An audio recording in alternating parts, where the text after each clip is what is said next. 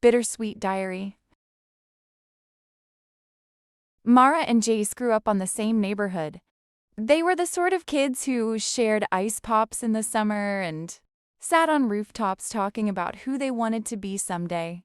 People around them always teased, saying they would probably end up married. And the funny thing is, both of them believed it. They never said it directly, but they lived like it was already true. In high school, their friends called them the inseparable pair. Mara would wait for Jace after basketball practice, and he would walk her home even when it meant taking the long route. When they entered college, they chose the same city, sometimes even the same classes just to stay close. Everything they were becoming together. By their early 20s, they shared a small apartment. It was nothing spectacular, a cracked bathroom mirror, mismatched mugs, and hand-me-down furniture. But to them, it felt like the beginning of their life. Mara liked to hang laundry by the window. Jace liked to watch her do it. Their days were soft and familiar, like a song they already knew the melody to. They talked about the future often. In small hints, Mara would look at a wedding online and say something like, "I think I'd want simple flowers. Nothing too fancy." Jace would say, "Yeah, flowers are flowers," and change the topic. She never pushed. She believed that love would take its natural course. He used to believe that too. But somewhere along the way, the future started to look different to him. It started with someone from their shared circle. Her name was Lan. She was always around because she was close to one of Jace's friends. She was funny, knew how to keep conversations light, and didn't ask anything from him. And Jace liked that. With Mara, everything felt real, grounded, serious. With Leanne, it felt like the world shrank to just laughter and feeling desired.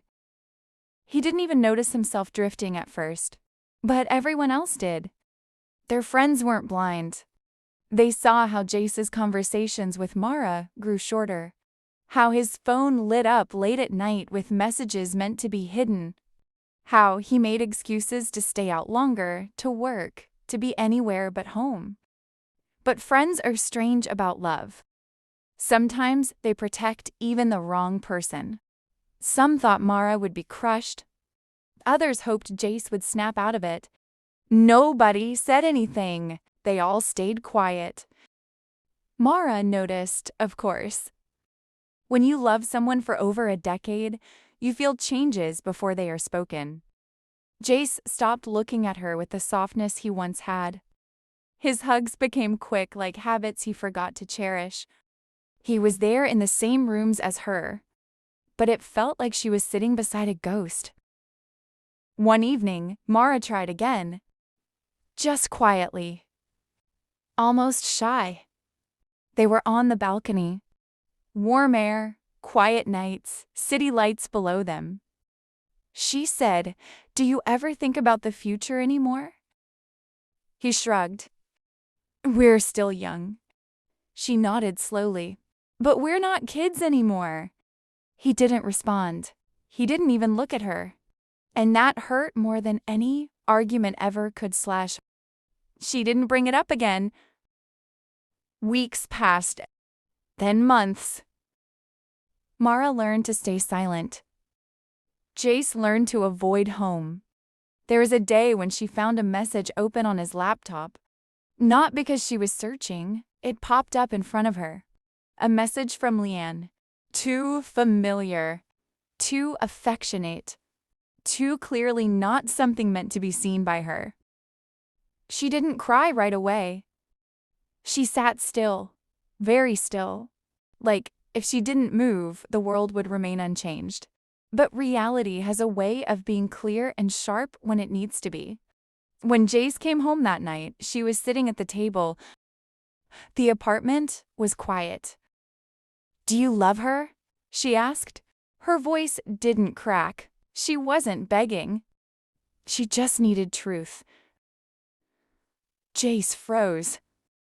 He opened his mouth, but silence came first.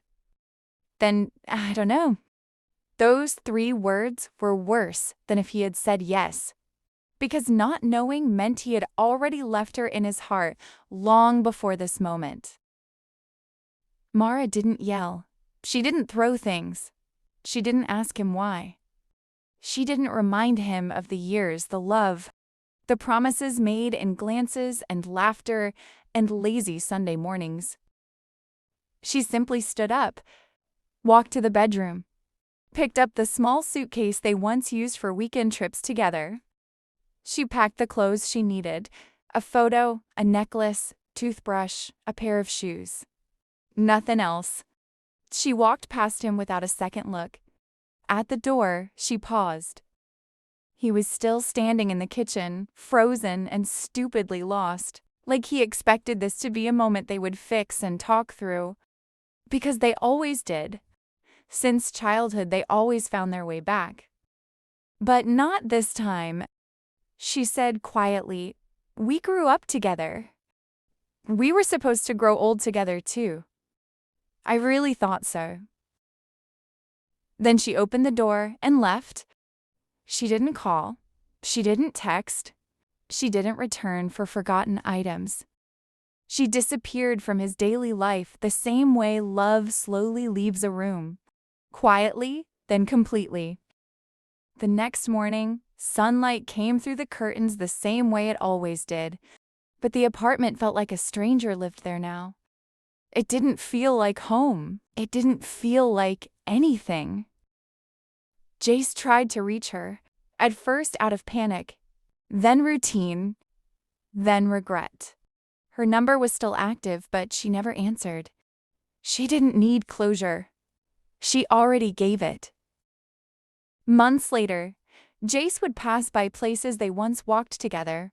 Movie theaters, cafes, the park where they used to sit on swings, laughing at nothing. He would find himself searching for her in crowds without realizing. But Mara was gone in a way that went deeper than physical distance. She left his life like everything they had was something that only lived inside a dream. And when dreams end, there is no returning, no continuation, just memory. And memory is something you cannot hold. Mara never came back. And Jace learned, too late, that sometimes love doesn't end with a fight. Sometimes it ends in silence. When one person realizes that staying would only mean breaking themselves slowly. Everything they had became a soft, distant echo. A childhood promise. A shared life that slipped away. Like it never existed at all. Thanks for watching. If you like the story, hit that subscribe button and see you in our next video. Bye!